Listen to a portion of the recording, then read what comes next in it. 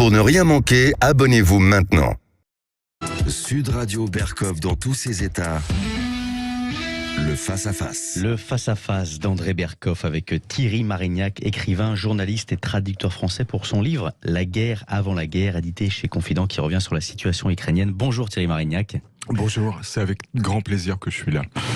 Alors Thierry Marignac, ce livre, je l'ai reçu, on se connaît depuis longtemps, on s'était perdu de vue, mais ce n'est pas pour ça que je vous reçois. Je vous ai reçu pour l'amitié, ça c'est autre chose. Mais La guerre avant la guerre, donc chronique ukrainienne parue chez Confidente. Et quand j'ai lu le livre, moi je me disais, bon, je sais pas du tout, vraiment je ne savais pas ce que c'était, et puis je lis quelque chose, je lis des faits, je lis des choses dont on n'avait pratiquement jamais parlé à l'ombre et ce qui a précédé cette guerre russo-ukrainienne, enfin cette guerre qui aujourd'hui s'étend, je dirais quelque part, qui a une répercussion dans le monde entier. Et vous avez souligné, vous appelez ça les westerns criminels d'Ukraine et de Russie avant-guerre. Alors, Thierry Marignac, vous parlez russe ?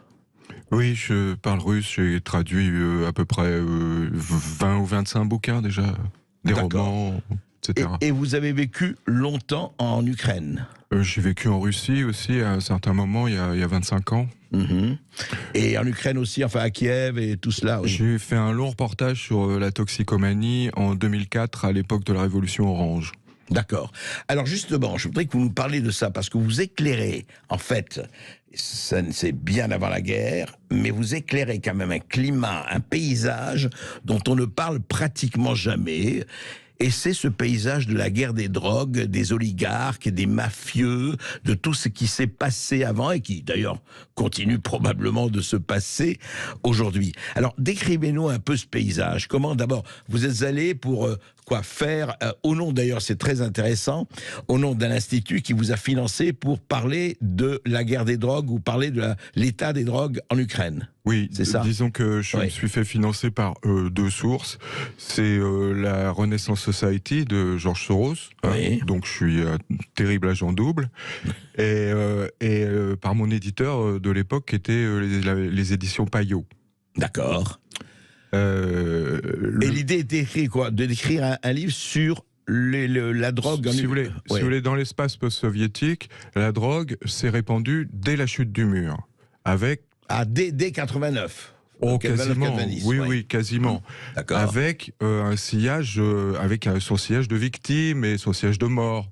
Et les fléaux du sida, de l'hépatite C, etc.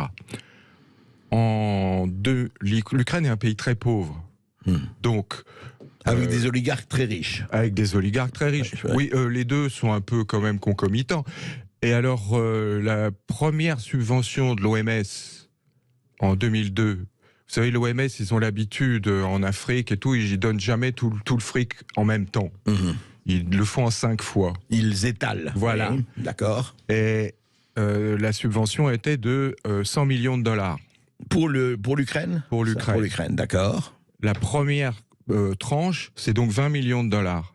Et ensuite, ils ont découvert que moins de 2% avaient servi à ce que c'était censé servir. C'est-à-dire les apparatchiks de la médecine, de la justice, etc., etc. Tout le monde s'était goinfré. Vous voulez dire que sur les 20 millions, 18 millions ont été bouffés, quoi. Ils ont dit moins de 2% a servi. D'accord. Donc ensuite, forcément, ils ont fait une audit et ils ont exigé l'intervention des ONG. C'est comme ça qu'on a légalisé l'échange de seringues, etc., en Ukraine. Ce qui n'était pas une mauvaise chose, parce que ça a sauvé beaucoup de vies. D'un autre côté, c'était le pied dans la porte pour les ONG, Soros, etc., parce qu'ils avaient réussi à changer la législation du pays. Et c'est l'organisation Renaissance, etc. Moi, j'y suis allé, puisque j'étais en rapport avec eux. Ils sont bardés d'avocats qui préparent des projets de loi toute la journée. Bien sûr. Donc, ça, c'était le côté des Américains. Globalement, des Américains. Ensuite, la production des drogues, en Ukraine, peu de gens consomment des drogues raffinées. Il faut vraiment être très riche.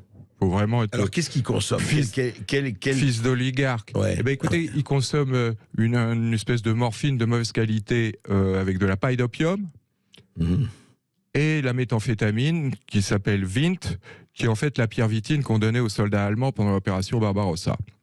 Qui donne quoi comme effet, en fait? C'est une espèce de super excitant, c'est une super amphétamine, quoi. C'est un super excitant. Le flash doit vous renverser. D'ailleurs, je l'ai vu moi-même dans les fabriques de méthamphétamine. Je vais pas revenir, ça c'était mon premier bouquin, je vais pas vraiment revenir là-dessus. Simplement, Thierry Marignac, je veux savoir, à l'époque, ça a fait une percée fulgurante en Ukraine et ailleurs, ça a été très violent. Enfin. C'était un paysage. Dans toutes les banlieues, on marchait sur les seringues, et dans toutes les banlieues, et quand je dis toutes les banlieues, j'ai fait Kiev, Odessa et Simferopol en Crimée. D'accord. Dans toutes les banlieues, il y avait un laboratoire, et dans toutes les banlieues, j'ai vu la police passer chercher ses enveloppes. Ah oui, parce que la police touchait là-dessus, bien sûr. Oui, bien sûr. Je me suis moi-même retrouvé dans un laboratoire de méthamphétamine pendant qu'ils étaient en train de la fabriquer. Et tout d'un coup, toc-toc. Et là, c'est la police. Alors là, j'étais mal, parce que s'ils avaient vu que j'étais étranger, là, il fallait que je téléphone à ma mère qu'elle vende sa maison pour me sortir de là. Mais non, ils ont pris l'enveloppe, ils sont partis comme ça. Et alors donc vous parlez de ça, ce livre que vous avez écrit, c'était en 2004, bien sûr. Il est sorti en 2006, mais je l'ai écrit en 2004, oui. Alors qu'est-ce qui s'est passé depuis, enfin dans ce côté, et justement, ce que je voulais dire, en quoi votre connaissance effectivement de la Russie, de l'Ukraine, éclaire un peu ce que nous vivons depuis un an, depuis évidemment l'invasion de l'Ukraine par les Russes? Si vous voulez, il faut avoir... D'abord, je déplore vraiment l'incompétence généralisée sur ces problèmes-là, qui viennent en grande partie du fait que les gens n'ont pas d'accès direct à ces cultures et à ces langues. Ce que je trouve très étonnant dans des organes de presse modernes, mais c'est comme ça. Ce qui s'est passé, c'est que la révolution de Orange. Qui avait porté... 2004, je crois, c'est ça. 2004, oui. 2004. Qui avait porté Loukachenko. Youshenko, pardon. Loukachenko, c'est biélorusse. C'est biélorusse. Ça a permis de retirer le pouvoir au clan de l'Est. Quasiment depuis l'indépendance, le pouvoir était aux mains des clans de l'Est, les clans de la pègre, bien sûr. Ouais. Yanukovych en était un représentant, c'était lui-même un ancien repris de justice, etc. Les clans de l'Est étaient les plus puissants, les mieux armés. Vous parlez des clans des mafieux. Oui, bien sûr. Mafieux, oui. Et quand je dis mafieux et oligarques, c'est la même chose. Ouais. C'est la même chose. C'est la même chose. Le célèbre truand Liev Bilounov, qui est réfugié en France, qui a réussi à faire libérer les otages français en Tchétchénie il y a une trentaine d'années, il a dit un jour au Ritz, derrière chaque oligarque, il y a un mec comme moi. D'accord. On va en parler tout de suite, et c'est absolument passionnant parce que ça donne un autre éclairage aussi de ce qui se passe. On en parle tout de suite après cette petite pause. Et vous avez la parole pour interpeller Thierry Marignac pour son livre « La guerre avant la guerre », édité chez Confidence, 0826 300 300 pour participer à l'émission. À tout de suite sur Sud Radio. Les Français parlent au français. Je n'aime pas la blanquette de veau. Je n'aime pas la blanquette de veau.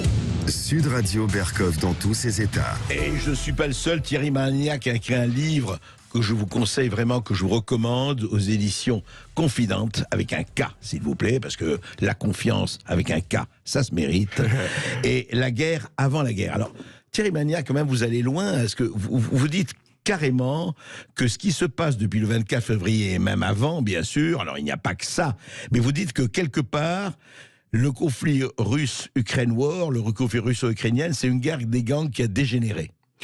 En partie, parce que... En partie, bien sûr. En partie, évidemment, il y a d'autres aspects, il y a les aspects idéologiques, mais il ne faut jamais trop se fier aux aspects idéologiques en Ukraine.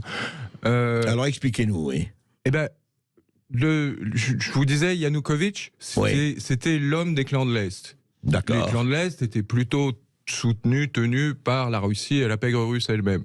D'accord. On disait que c'était... la pègre russophile, quoi. Enfin, parlant russe, disons, russophone. Oui, pardon. mais même la pègre russe assez loin à Moscou, quoi. Ah oui, d'accord.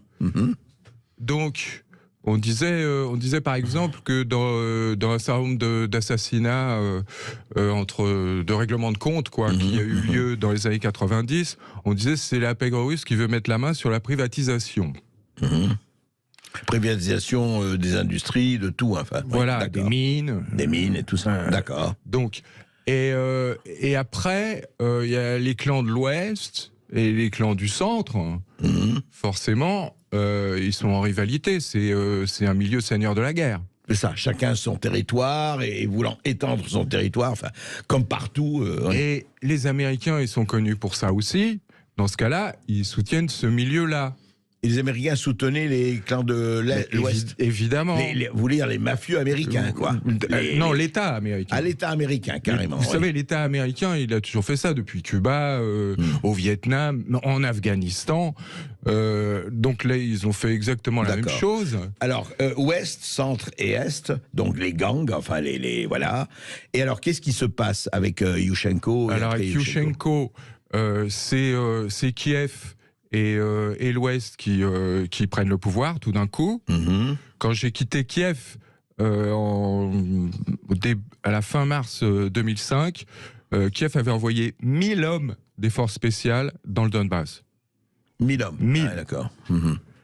Ensuite, vous vous souvenez de la princesse orange Julia Timoshenko? Julia Timoshenko, oui, de la Révolution orange. Donc, oui.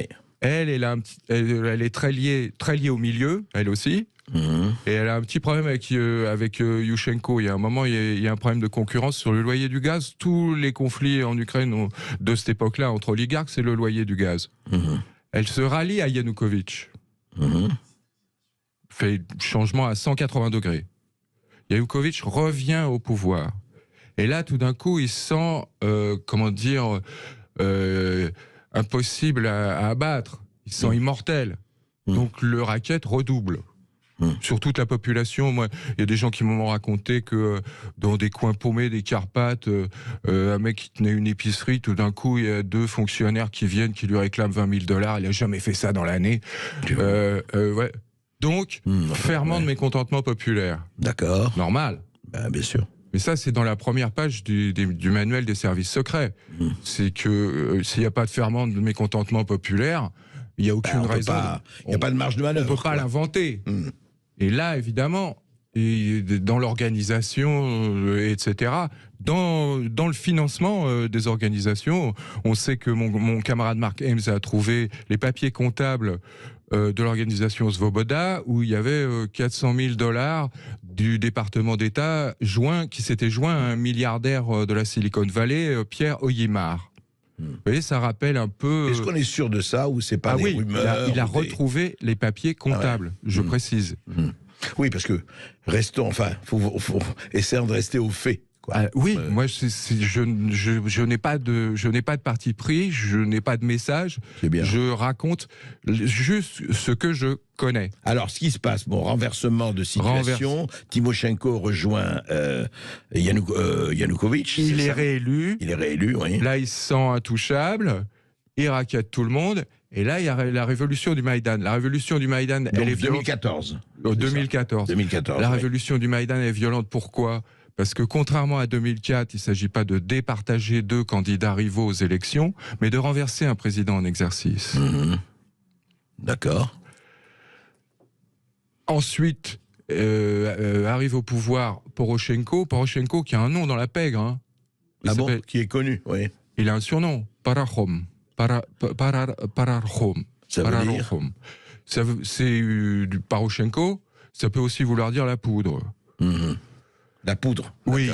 Bon, pour aller vite, quand j'arrive au début 2015 à Kiev, pour une mission commerciale, il y a deux de mes contacts, de proches amis, de milieux tout à fait différents, qui était un ex-trafiquant de devises, qui était devenu travailleur social chez les narcotiques anonymes, et l'autre, c'est un ex-colonel de l'armée ukrainienne. Rien à voir. Oui, rien à voir. 2 domaines différents. Ils disent tous les deux, si il n'y avait pas la guerre à l'Est, les têtes de nos dirigeants seraient sur des pics. Sans doute parce que je suis français, Robespierre, etc. Ouais. Et en marchant après, un peu plus tard, dans Kiev, parce que mon ami Volodia, celui des narcotiques anonymes, m'avait invité à bouffer chez lui, on va prendre le métro, et une grosse station de métro, et puis il me dit, tu vois ces bâtiments-là qui ont surgi du sol, les confiseries Rosen, c'est depuis 1 an qu'elles sont là. À toutes les stations de métro importantes de Kiev, il y a ces confiseries qui ont jailli du sol sans aucun permis de construire, évidemment. Le patron, c'était Poroshenko, le président. Et on savait qu'il s'était enrichi de 17 millions de dollars dans l'année.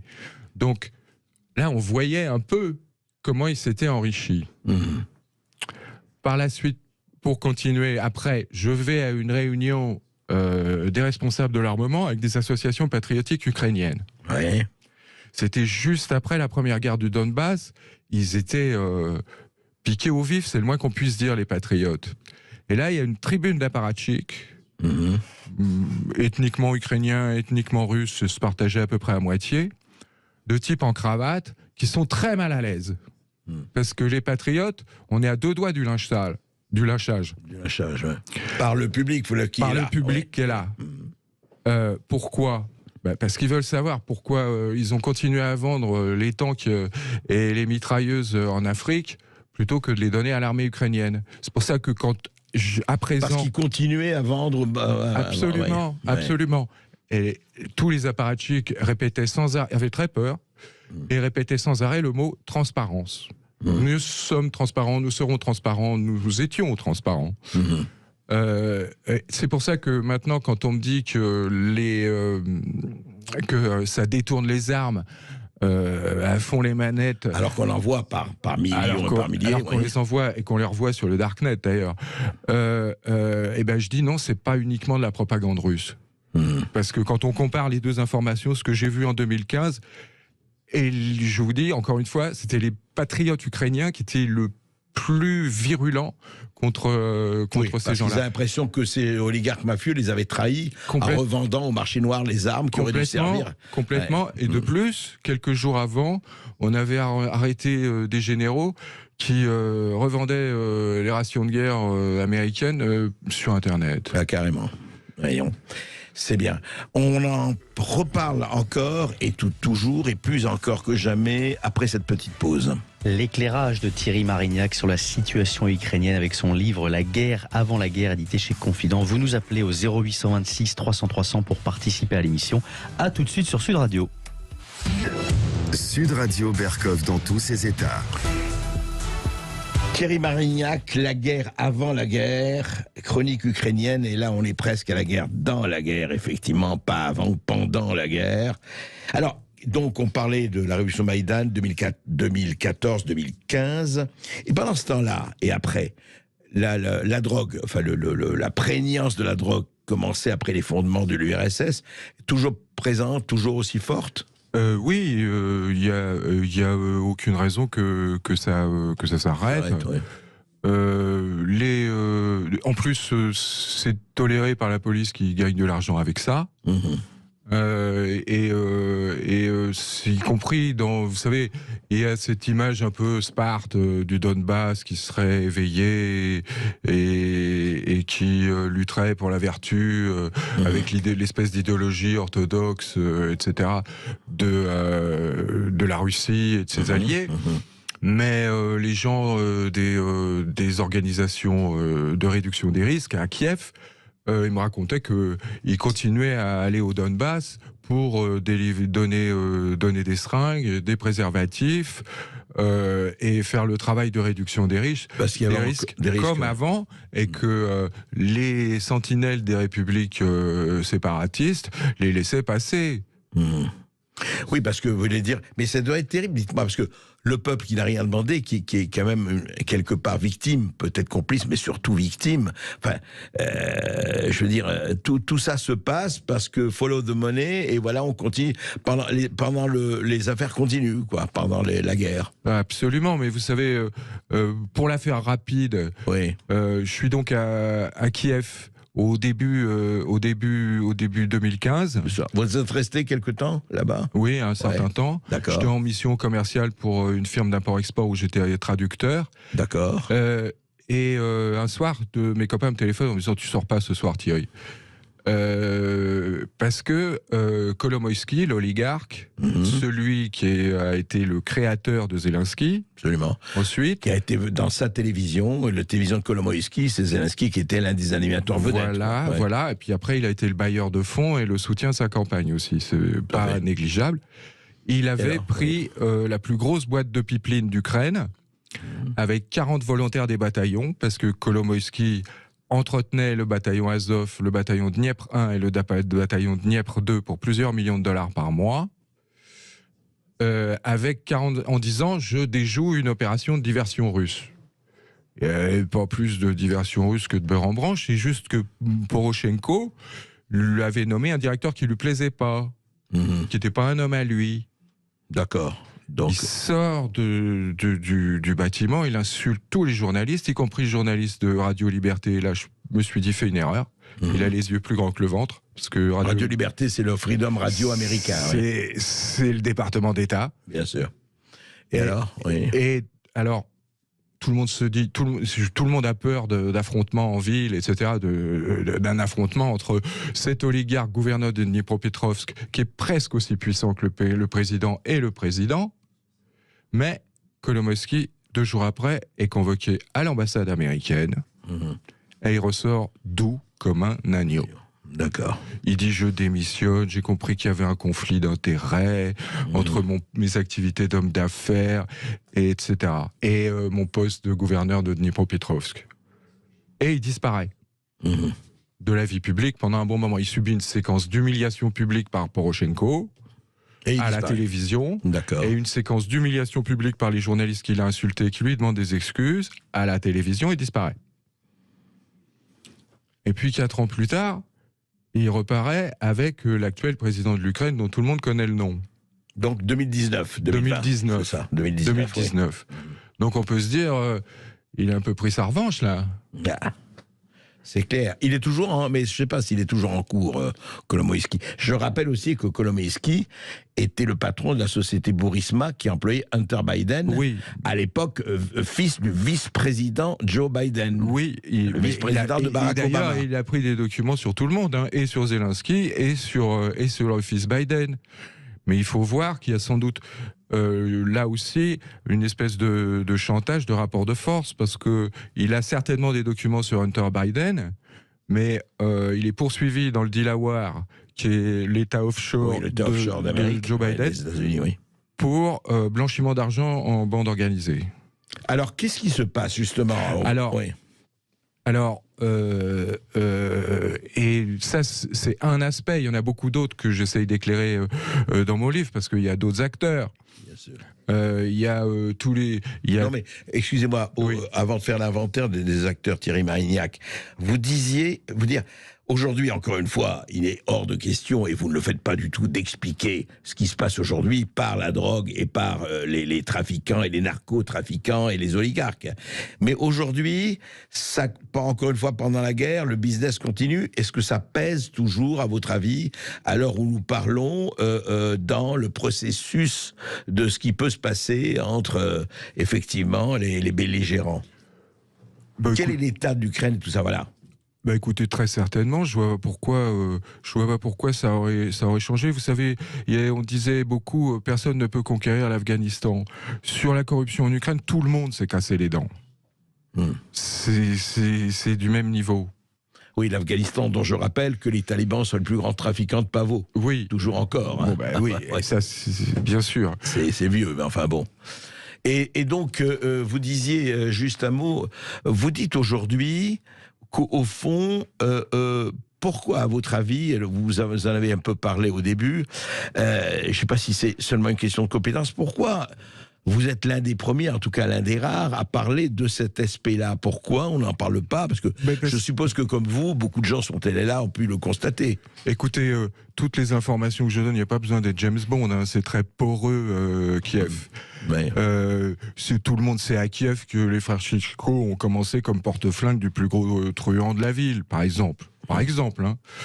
Vous disiez de qui? Les frères Klitschko. Les frères Klitschko, champion du monde de boxe poids lourd, et maintenant à la tête de la mairie de Kiev.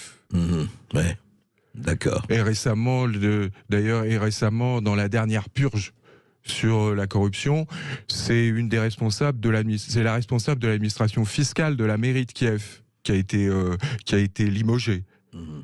N'est-ce pas? Donc corruption à tous les étages. Est-ce que ça a changé? Si vous voulez, je vous parlais tout à l'heure de généraux qui revendaient les rations de guerre sur Internet.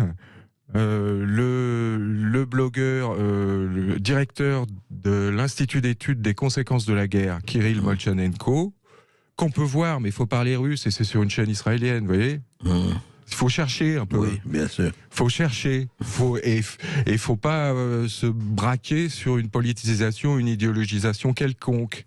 Il faut vraiment faire son travail. C'est plus le cas. Et alors, ce directeur, vous disiez, oui. Il disait que le boîte de 10 œufs qui coûtait 70 grivnia dans les supermarchés de Kiev a été surfacturé à l'armée 170 sur le front. 10 œufs, vous parlez des œufs. Des œufs. Oui, des œufs de poule. Oui. 170 et 170. Donc il faisait 2 fois la culbute, quoi. Oui, le marché noir. Et alors on limoge l'adjoint du ministre de la Défense, et le ministre de la Défense, évidemment, est au courant de rien. Donc soit il est bête, soit il est incompétent, soit il ment, soit il est... c'est un tableau assez quand même hallucinant que vous décrivez, et ce que vous dites en fait, Thierry Marignac, vous dites aux gens, allez chercher, prenez le temps de chercher, apprenez le russe pour ceux qui veulent se spécialiser là-bas. Écoutez, moi je suis très étonné parce que la plupart des gens qui s'occupent de ces questions, que je vois depuis un an, en étant complètement éberlués, ils n'ont d'accès à ces mondes-là qu'à travers l'anglais. C'est pas du tout la même chose. Moi, j'étais à Kiev quand je faisais mon enquête sur la toxicomanie. J'ai vu une Hollandaise débarquer et faire une enquête sur la toxicomanie pour le compte des journaux intérieurs de l'ONG. Elle a rien compris. Elle est passée à côté de tout. Oui, parce qu'elle ne parlait que anglais, quoi. Parce qu'elle parlait que anglais. Il y avait une fille des narcotiques anonymes qui était maquée avec un Américain qui lui traduisait comme ça à la va-vite. Elle n'était pas si douée que ça. Il y avait la moitié qui passait complètement au travers, au point que à certains moments, je suis même intervenu. Donc, et ça, si vous voulez, c'est ce que dénonçait John le Carré dans son dernier roman, la politisation de l'information. Vous dites que l'information est idéologisée, politisée, en fonction du camp auquel on appartient. Absolument. Et on dit au chef ce qu'il a envie d'entendre. On ne cherche plus la réalité. Comme j'ai travaillé pour l'intelligence économique sur l'Ukraine, j'étais obligé de donner le tableau le plus probable de la réalité, sinon ils auraient arrêté de me payer, mes clients. Bien sûr. Et ça, c'est une vraie école d'objectivité. Et quand j'ai entendu récemment tous ces discours comme quoi l'objectivité, ça n'existe pas, ça m'a scandalisé. Je me suis dit, en plus, il se justifie. Oui. Ouais. Et en fait, non, mais attendez, les faits, c'est même pas l'objectivité. Regardez les faits, ce qui se passe. Mais bien entendu. Bien sûr. On va peut-être accueillir nos auditeurs avec Thierry Marignac. Vous êtes nombreux à nous appeler au 0826 300 300 pour interpeller Thierry Marignac. Et on accueille Mohamed de Perpignan. Bonjour Mohamed. Bonjour Mohamed. Oui, bonjour à vous. Bonjour Monsieur Berkov. Bonjour Monsieur Thierry Marignac. Je voulais poser une question sur la vente, puisque vous dites que certaines armes, elles sont vendues. Je voulais savoir s'il s'agit d'armes légères ou d'armes lourdes. Et est-ce qu'il s'agit... Bon, il y a des armées quand même, des armes un peu secrètes, disons, qui sont... Est-ce qu'elles sont touchées? Et je voulais savoir si Monsieur Zelensky, il était proche de ces oligarques ou il l'était. Et voilà, parce que j'avais lu Zelensky, vous parlez de Zelensky. Zelensky, voilà. J'avais lu un article l'année dernière où il disait que la Russie, en tant que pays mafieux, il était à la 72e place et l'Ukraine était à la 68e place. Voilà, j'ai l'impression qu'ils ne sont pas trop loin les uns des autres et je voulais savoir où il en était, Zelensky, avec tous Ok, Zoligar. Merci Mohamed. Alors, les armes, quelles armes sont revendues? Les armes, c'est pas très facile c'est pas très facile de trafiquer un patriote ou la grosse artillerie. Les armes, c'est les armes légères et moyennes, quoi. Il y a eu quand même. L'agence Frontex s'est déplacée en Moldavie parce que c'est par la Moldavie que ça passe. Il y a eu une antenne des services de sécurité américains aussi. Et il y a eu plusieurs avertissements des polices suédoises et des polices finlandaises qui disaient mais bientôt ils seront mieux armés que nous. Ils avaient retrouvé jusqu'à des javelins quand même.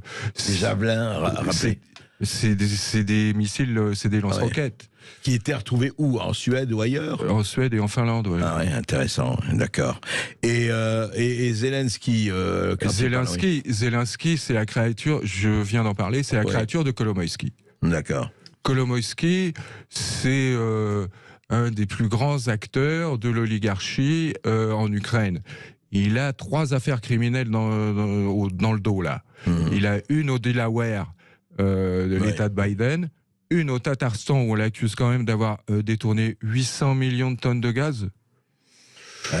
Une paille, oui. Et une en Ukraine quand même, avec cette photo extraordinaire que tout le monde a vue, où la police ukrainienne, ils ont tiré leurs souliers pour pas salir les tapis quand ils ont fait la perquisition chez lui. Pas mal ça. Et dites-moi, on va peut-être passer une petite pause. Oui, on se retrouve tout de suite. Restez bien avec nous pour notre entretien avec Thierry Marignac et son livre sur l'Ukraine, la guerre avant la guerre. Vous continuez de nous appeler au 0826 300 300. À tout de suite sur Sud Radio. Sud Radio. Les Français parlent au français. Je n'aime pas la blanquette de veau. Je n'aime pas la blanquette de veau. Sud Radio Berkov dans tous ses états. Si c'était pas la réalité, on se dirait c'est un thriller policier à la John le Carré, justement, Thierry Marignac, La guerre avant la guerre, aux éditions Confidente, chronique ukrainienne, mais pas seulement, justement, chronique ukrainienne, parce que dans votre livre, alors ça c'est marrant, parce que je me disais, bon, ben on est sur l'Ukraine, la Russie, les pays baltes, etc. Et puis vous parlez de New York. Oui. Qu'est-ce que New York et les gangs, ou les gangs de New York éventuels, ont à faire dans cette affaire? Eh bien, en 2014, il y a un gangster qui s'appelait Léonid Reutemann, Léonid le Long, parce qu'il faisait 2 mètres, qui est sorti de 7 ans de pénitencier fédéral. Aux États-Unis. Aux États-Unis. Oui. Parce que on l'accusait de tentative de meurtre de 2 autres de ses anciens complices, en réalité, qui étaient députés à la Rada ukrainienne. Au Parlement ukrainien. Au Parlement ukrainien. D'accord. Qui avait fait partie du gang, quoi qu'il le nie, et qui s'appelle les frères Konstantinovski, qu'on appelait les frères Karamazov parce qu'ils avaient crâne rasé, je crois. Et donc, il a été emprisonné pour tentative de meurtre, pour avoir commandité le meurtre. Il sort de prison et il se déboutonne. Il raconte tout. Ou au FBI, il raconte à la CIA. Moi, j'ai vu ça dans une télé. Encore une fois, les sources. Dans une télévision russe de Brooklyn. Ah oui, une télévision russe à Brooklyn. Une télévision russe de Brooklyn, oui, parce que dans le quartier, à Brighton Beach, ils écoutent des radios et des télévisions de langue russe. De langue russe, oui, absolument. Donc le mec raconte tout. Et donc il raconte le paysage du racket, etc., à New York, en particulier dans la communauté russe, mais pas seulement, parce que la pègre russo-ukrainienne, et là c'était exactement la même chose, il ne faisait pas de différence. La preuve, il y en a qui échouent à la Rada et d'autres qui sont retournés au Donbass. C'est pour ça que je vous dis que dans la guerre du Donbass, il y a des fois des membres de la même bande qui sont en train de se tirer dessus. Oui, il y a cet aspect-là. Donc, il faut savoir que... Donc il y a des liens entre les russophiles, les russophones de New York et... Mais Léonid le Long lui-même était un type d'Odessa, donc en Ukraine. D'accord. Et alors, en fait, ce qui est intéressant, et puis c'est souvent le cas dans toutes les histoires avec la pègre russe, c'est que l'argent venait pas spécialement du racket, de la drogue, etc. Bon, ils sont pas contre, ils le font aussi. Mais ils sont beaucoup plus ambitieux que ça. Et donc, on a un personnage très connu, un grand voyou russe, qui a toutes les connexions avec les ports dans la mer Noire, y compris à Odessa, y compris avec les Ukrainiens, qui se déplace à un moment pour aller à Brighton Beach. Très rapidement, il se marie avec une Russe, il a une carte verte, etc. Donc, mais en fait, c'est une des têtes d'un gang redoutable de Moscou qui s'appelle Solntsevski, c'est-à-dire qui est dans le sud-ouest de Moscou, parce que Soln, ça veut dire le soleil, donc c'est là où le soleil se lève. Ouais. Et il a une mission. Il va trouver la famille Genovese, une des 5 familles de la mafia new-yorkaise. Oui, et pas la moindre. Ouais. Et il leur dit, si vous faites sortir le pétrole de Port Elizabeth, qui est le port de New York, on s'arrange. Je vous donne une commission. Les ports de New York sont sous le contrôle de la mafia jusqu'à maintenant. C'est exactement pareil que sur les quais.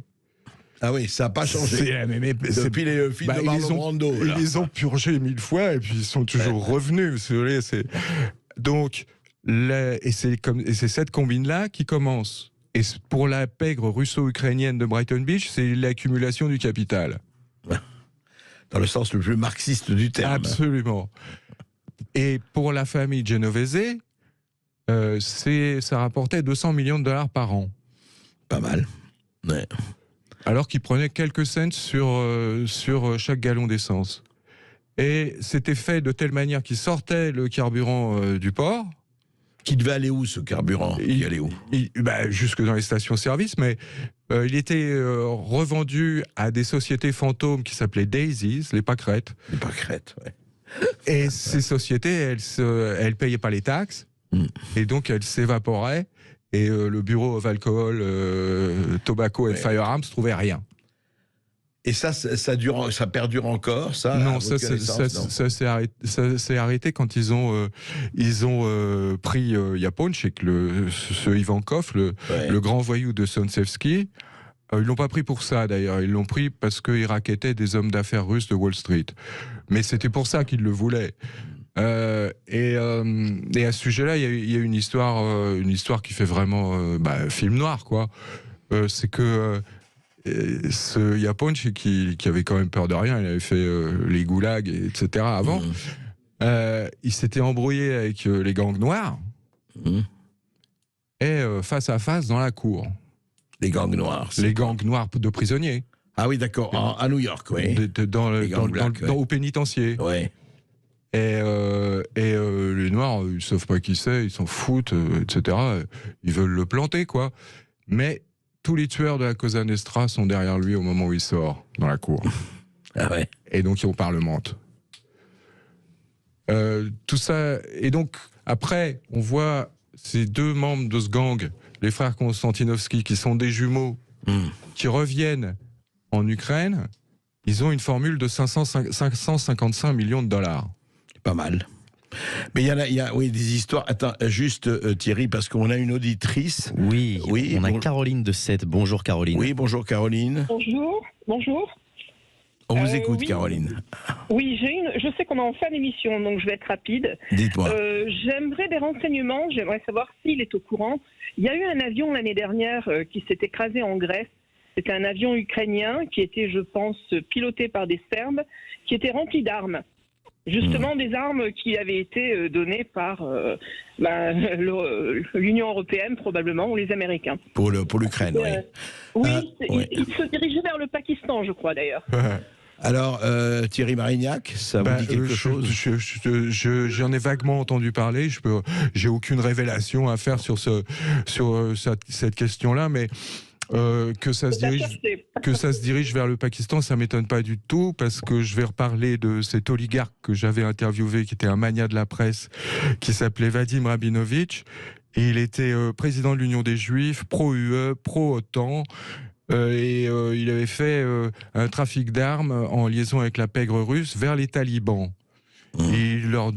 C'était pas 3 Kalachnikov, c'était des tanks qu'il leur vendait. Et ça passait aussi par le Pakistan. Ouais. En tout cas, c'est trafic à tous les étages. Et franchement, moi, c'est pour ça que je dis, lisez ce livre. C'est qu'on ne peut pas ignorer, quand on parle d'un problème, quand on parle d'une guerre, qu'on parle tout ça, qu'on en parle dans toutes ses dimensions. C'est très important. On ne peut pas voir que le côté, celui-là c'est Churchill, celui-là c'est Hitler, celui-là ceci, celui-là cela. On fait des grandes salivations idéologiques et ne pas voir les soubassements, je dirais, hélas, mafieux, économico, oligarchico, etc., dans ce conflit, ou comme dans, hélas, beaucoup de conflits, c'est vraiment ne pas voir la réalité. Et encore une fois, n'oubliez pas, nous avons question à tout. Et sur certains plans, Thierry Marignac y répond dans son livre. Merci beaucoup, chers auditeurs, d'être toujours aussi nombreux à nous écouter. Et merci à Thierry Marignac, écrivain, journaliste, traducteur français, pour son dernier livre, La guerre avant la guerre, qui détaille très bien la situation ukrainienne, édité chez Confident. Tout de suite, l'émission de Brigitte Lay. À tout de suite sur Sud Radio. Sud Radio. Sud Radio. Parlons